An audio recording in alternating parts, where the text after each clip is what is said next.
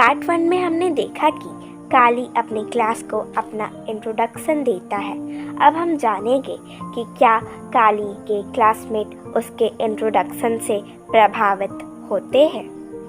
The children giggled and nudged one another as if he had said something silly.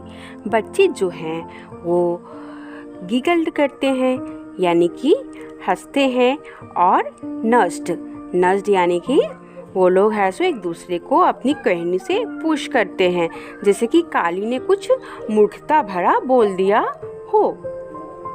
For the first time in his life, Kali did not feel proud of being an Irula.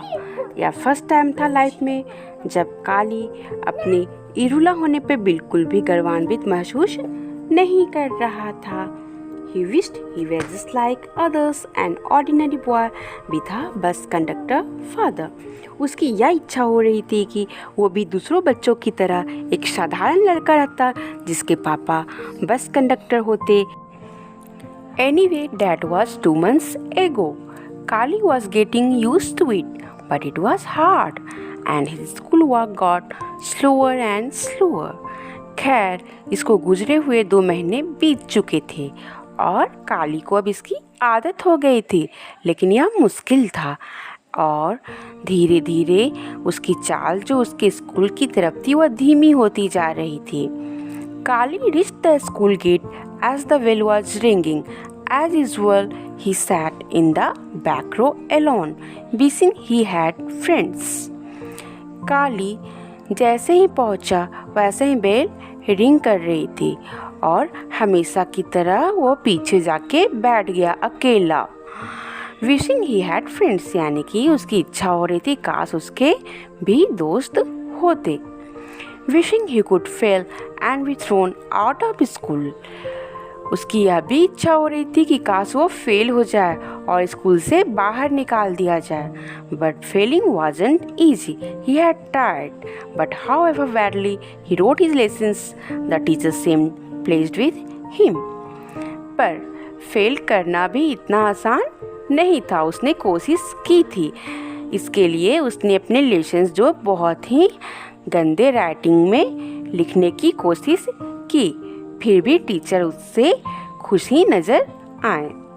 This morning they had maths and writing. Yes, सुबह सुबह उनका जो 2 subject जो था बच्चों का वो कौन सा था, maths and writing. And then it was break time यानी कि जैसे हमारे स्कूल में होता है ना लंच टाइम, टिफिन का टाइम, तो काली और के स्कूल में भी ब्रेक टाइम हुआ। The children rushed outside to have their snacks. Some had idli, others had mixture, a slice of bread or 2 or 3 biscuits.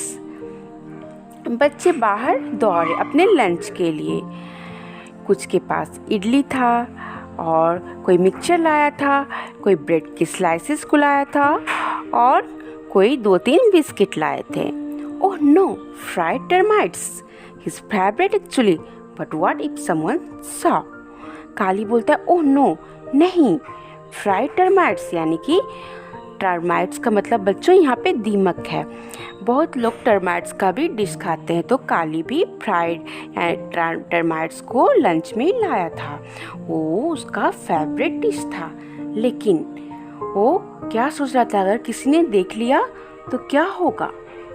He had have to hide. He sat on the wall, far away from others, and finished his tiffin.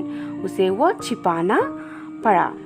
वो wall पे बैठ गया दूसरों से बहुत दूर और अपने लंच को फिनिश किया। Termites didn't taste as good here as at home. Suppose someone comes near me. Suppose someone asks what I have bought. Kali wondered anxiously.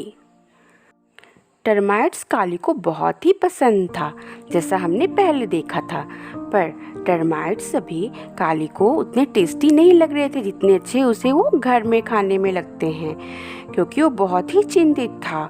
उसे लग रहा था अगर कोई उसके नज़दीक आए और उसने उसके लंच को देख लिया या फिर उससे पूछा कि तुम क्या लाए हो, तो काली क्या जवाब देगा। टर्माइट्स तो बच्चे तो उसे और भी अजीब समझेंगे। The bell rang. Break was over. It was the same teacher but another subject, English. घंटी बज गई और बच्चों का लंच टाइम जो है वो ओवर हो गया, यानी कि ख़त्म हो गया। फिर से वापस से वही टीचर क्लासरूम में आए, पर इस बार सब्जेक्ट अलग था, इंग्लिश था। They had to write the English alphabets on their slates. बच्चों को इस बार इंग्लिश अल्फ़ाबेट्स को अपने स्लेट में लिखना था।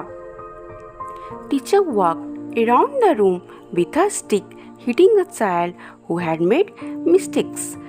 टीचर जो है वो अपने छड़ी के साथ रूम में घूम रहे थे और वैसे बच्चों को हिट भी कर रहे थे, यानी कि मार भी रहे थे जिन्होंने गलतियाँ की।